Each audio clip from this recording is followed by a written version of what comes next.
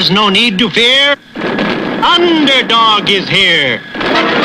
Time again for the Underdog Show, starring that champion of champions, Underdog. Not a bird, not a plane, not even a frog. Just little old me, Underdog. There's MC and his buddy Julie, go gophers on the run. The stories of McBragg outrageous, no one could be more courageous. Underdog, Underdog, Underdog, Underdog. Join the king in Bongo Congo, meet a cat with savoir-faire. Go watch the hunter chase the bocce, shooters on the rocks, and then there's Underdog.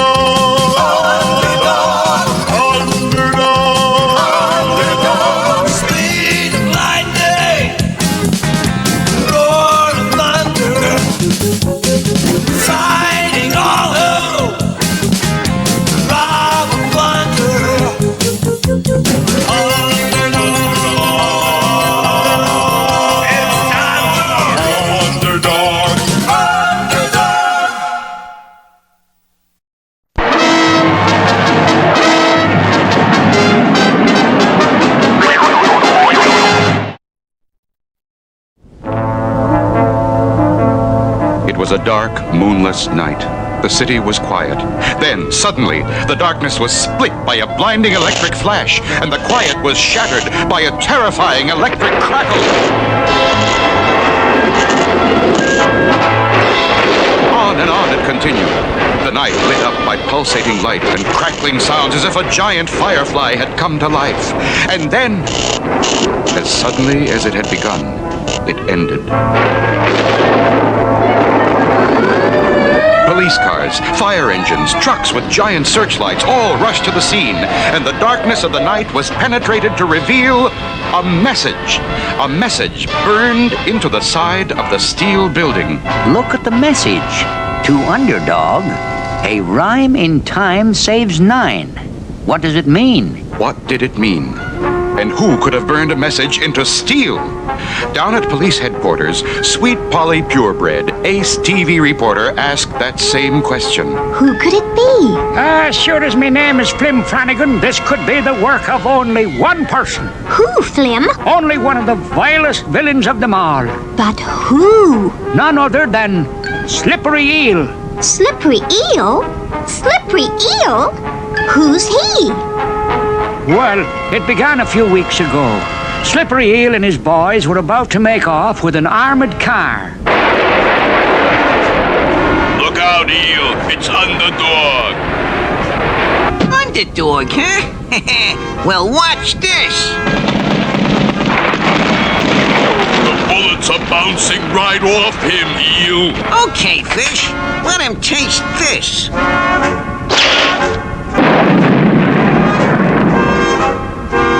Nothing. Come on. Let's slip out of here.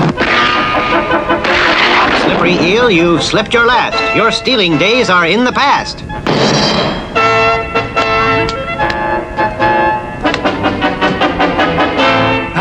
Underdog rounded them up like nothing.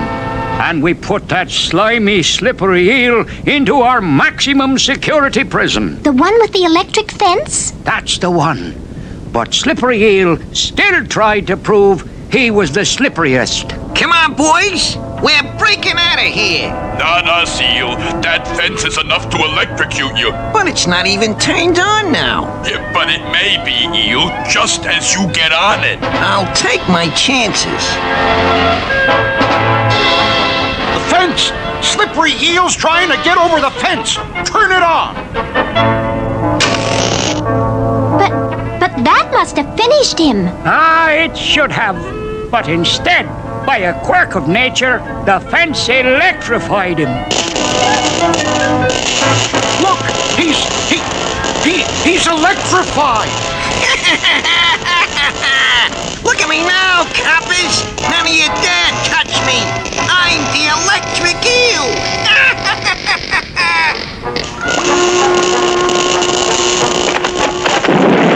The electricity shot right out of his arm, and it's destroying the wall! Now, come on, boys! We're breaking out of here! We're with you, Eel. you'll electrify the world. And as soon as we're out, I'm taking care of that puny underdog. Nothing can stop me now. Ah, that's the story, sweet Polly Purebred. Oh, dear. We must find Underdog and tell him. But Slippery Eel is the Electric Eel now. I doubt that even the great Underdog can stop him. Is Flim Flanagan right? Is the Electric Eel too powerful for Underdog? There's plenty of excitement ahead in our next thrilling episode.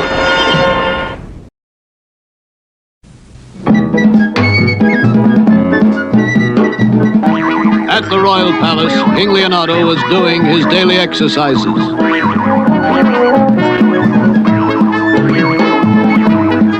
Sire, an important visitor to see you.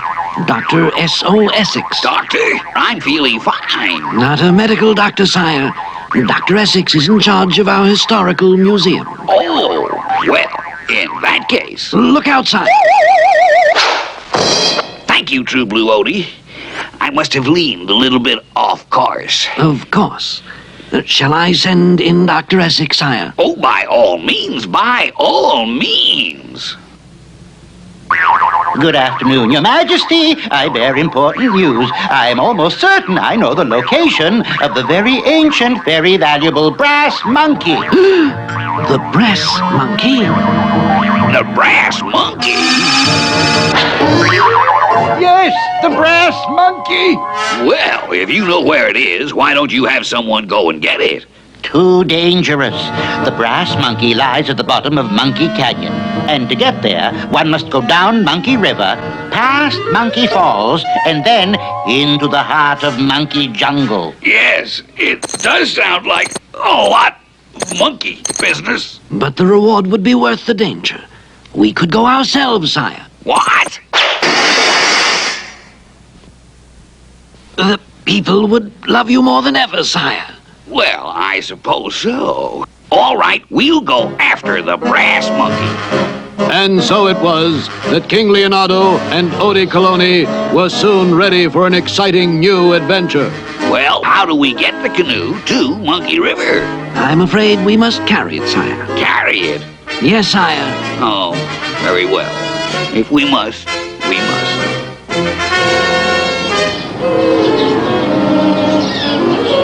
How long before we reach Monkey River, Odie? By my calculations, sire, it should be soon. Well, I certainly hope so. If I have to carry this heavy canoe much further, I think I'll...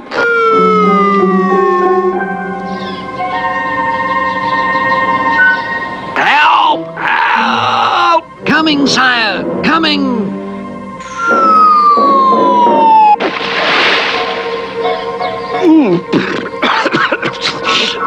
Thank you, True Blue Odie.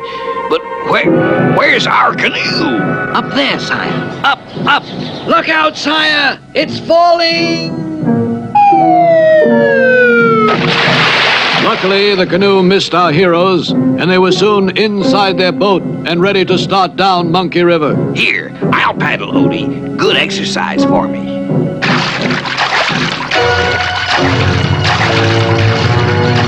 Beg pardon, sire, but, well, I don't think you know your own strength. We're moving around in a circle. Oh. Yes, of course. Confound it, I don't know my own strength. Yes, sire.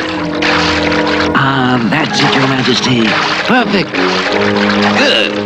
Now I'll just switch to the other side.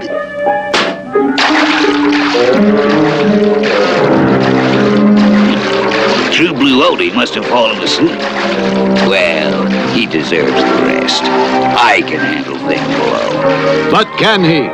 Little does King Leonardo know that just around the next turn lie dangerous swirling waters. And at the end of this, the giant monkey falls. With Odie unconscious, how can the king possibly stop the canoe? Will he and Odie go over the falls? Is this the end? We'll find out in our next episode, The Big Falling Out.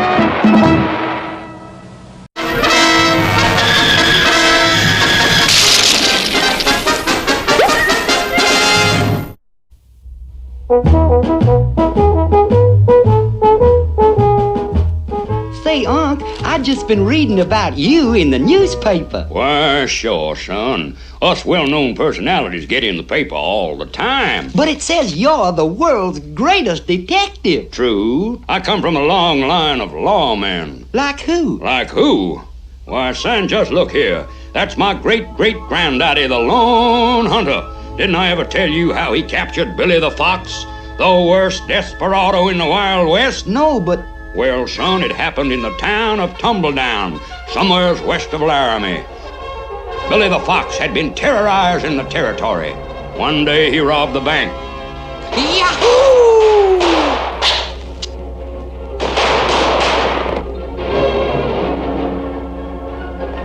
The next day he robbed the stage. Yahoo!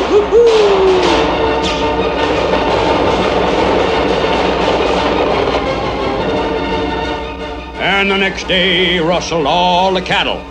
Yahoo!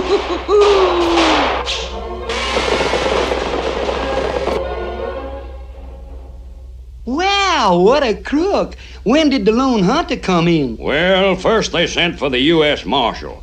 But he said, Sure now. And there's only one person good enough to capture Billy the Fox. And that's the Lone Hunter. And so they sent for my great-granddaddy.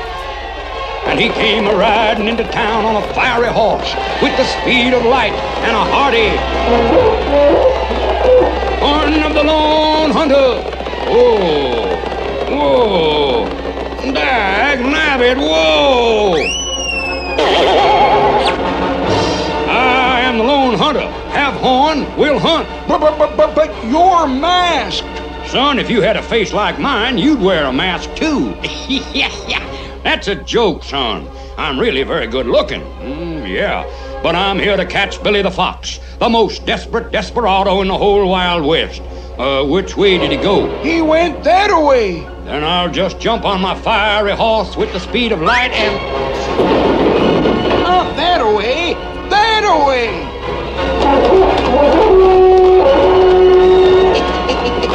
Whoa! Dag-nabbit, whoa!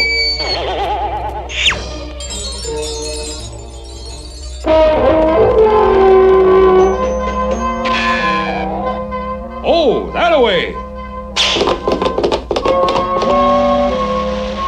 Whoa! Dag-nabbit, whoa!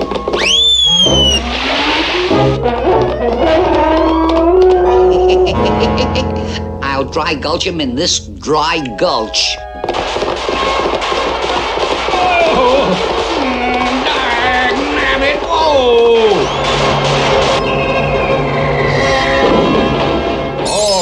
Billy, drop the gun. And now here comes the marshal with a posse. Sure, and I know you could do it. You've captured Billy the Fox. Yeah, not to mention the bank, the stagecoach, and the cattle, son. Marshal, who's that brave, resourceful, masked rider of the plains? That, me bucko, is the Lone Hunter. Whoa!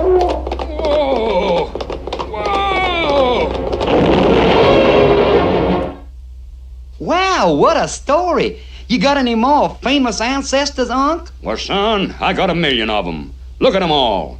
One of these days, I'll tell you about Captain Ahab Hunter and the Whopping Whale and Hannibal Hunter, the Elephant Boy, or about Custard Hunter's last stand.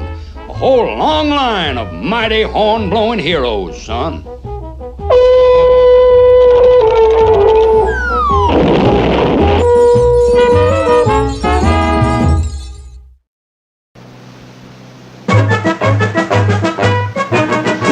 The South American jungle. Another jungle story, Commander? I was walking through the jungle when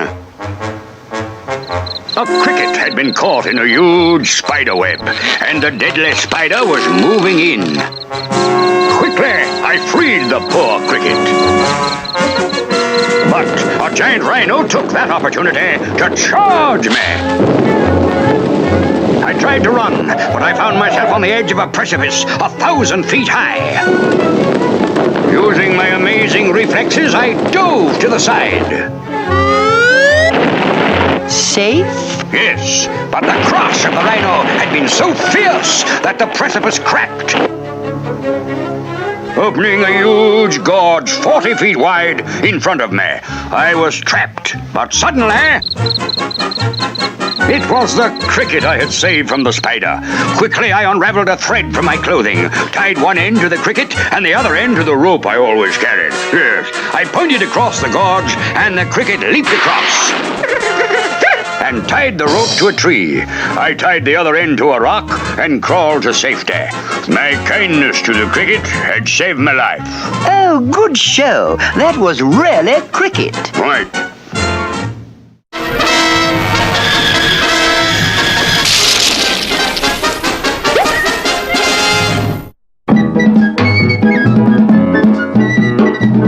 In our last episode, while the king was doing his daily exercise, Dr. S.O. Essex, head of the Bongo Congo Historical Museum, told King Leonardo that he had located the very ancient, very valuable brass monkey.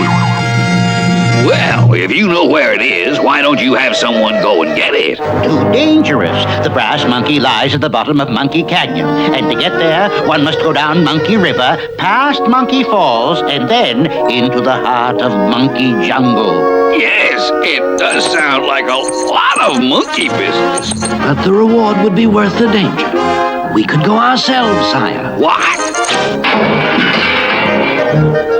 The king had finally agreed to go. Unfortunately, however, once on Monkey River, the king had accidentally knocked Odie Cologne unconscious. And now, around the next turn, the canoe would be heading into the treacherous waters of the giant Monkey Falls. I don't know why anyone should be afraid to come on this trip. Nothing to it. Look at True Blue sleeping like a baby. Confound it, what's happening? Who turned up the water? Oh no, that's the waterfall ahead. The king paddled furiously, but slowly like a magnet, the great falls drew the little canoe closer and closer. Odie! Wake up, Odie! Wake up! But Odie did not hear, and now the canoe was hopelessly out of control. King Leonardo made one last desperate effort. He tossed their anchor toward a jutting rock. Yes, the throw missed, but the force of the falling anchor dropped over the falls, flipped the entire canoe, and tossed the king and Odie far away from the crushing falls below.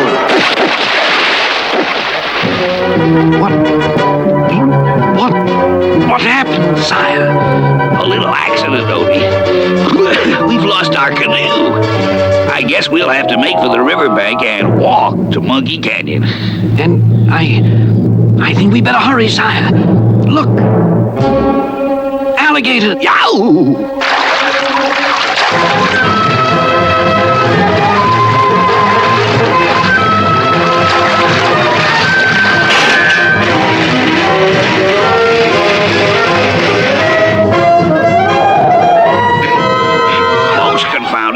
But at least we swam in the right direction.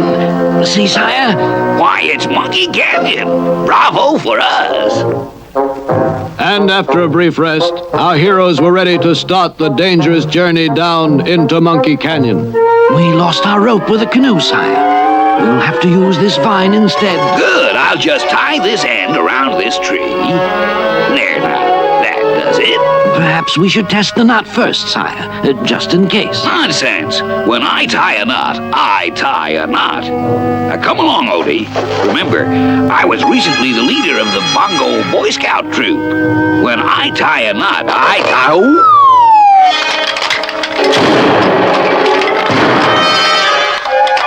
Confound it.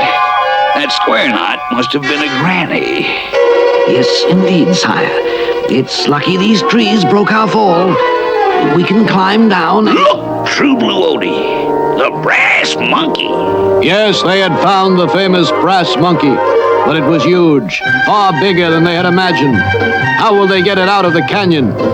And, as if this were not problem enough, up above them, two villainous villains were watching. It looks like big trouble for the King and Odie.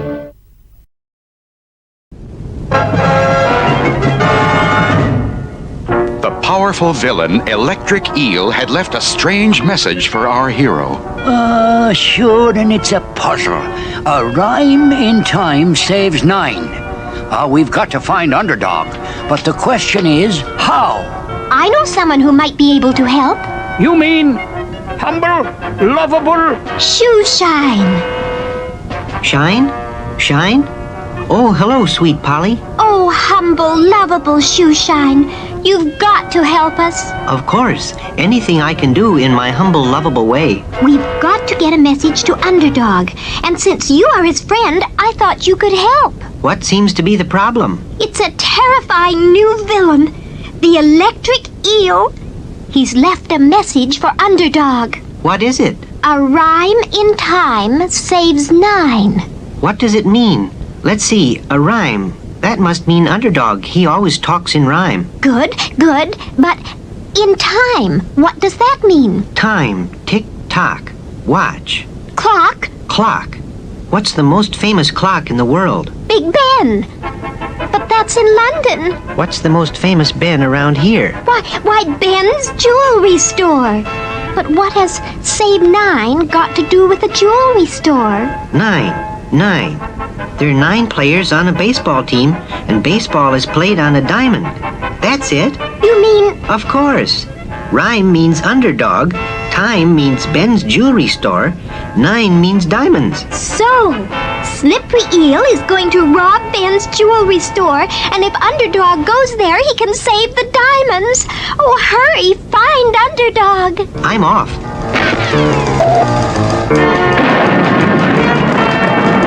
When diamonds are in danger, I am not slow. It's hip, hip, hip, and away I go!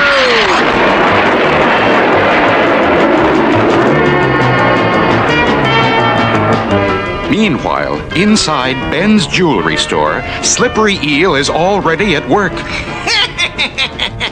By now, Underdog has figured out my riddle and should be on his way. And when he gets here, he'll walk right into my electric trap. A little electricity won't stop Underdog. A little electricity? A little? Pal, when I throw this switch, 1,000,000 billion volts go into that trap.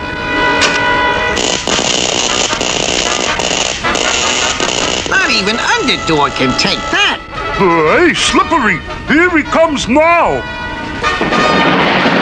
There's no need to fear. Underdog is here. Underdog? It's not for me, I fear. It's the diamonds. He's going to steal the diamonds. I will save your diamonds, Ben, and see that he goes to the pen. Come and get me, Underdog.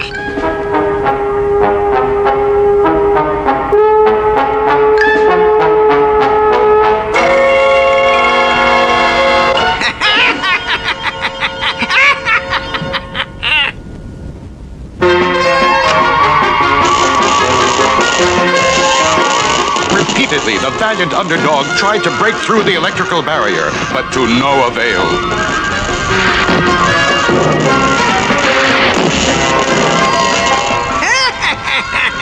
Well, I guess that'll hold him for a while. Now for the diamonds.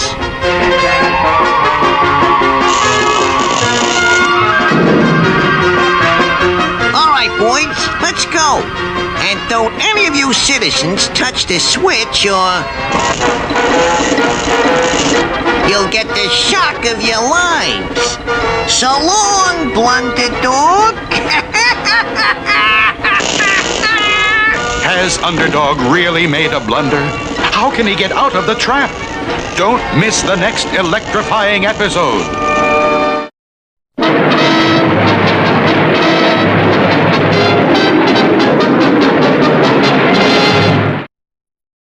Oh,